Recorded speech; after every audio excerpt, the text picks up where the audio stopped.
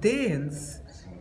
in order to commemorate the 100th year anniversary of their sale of the Virgin Islands to the Americans in 1917 for 25 million US dollars,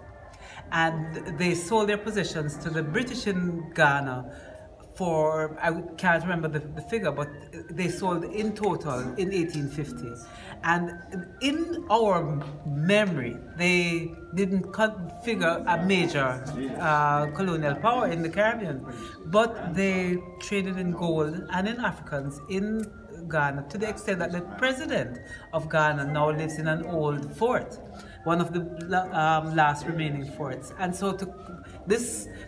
project to do what they call cultural transfer, to open a transatlantic dialogue between Denmark, the Caribbean and Africa, is to recover some of that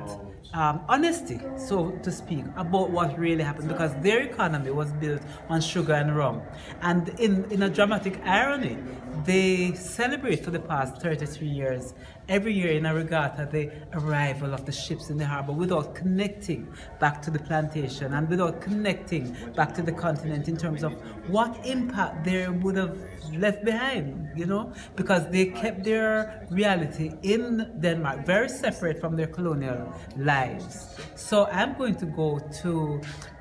document in a book and in a museum exhibition at the Flensburg Maritime Museum this African Caribbean perspective on their colonial legacy. And I'm very much looking forward to this, because I think that it's time that we compare notes, because like I said to them in the interview, we have been knocking on the European transitional justice doors for a long time without much receptivity.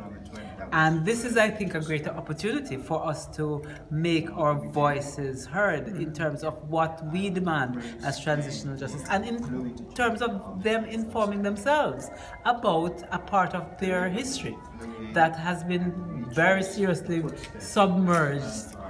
over time and space.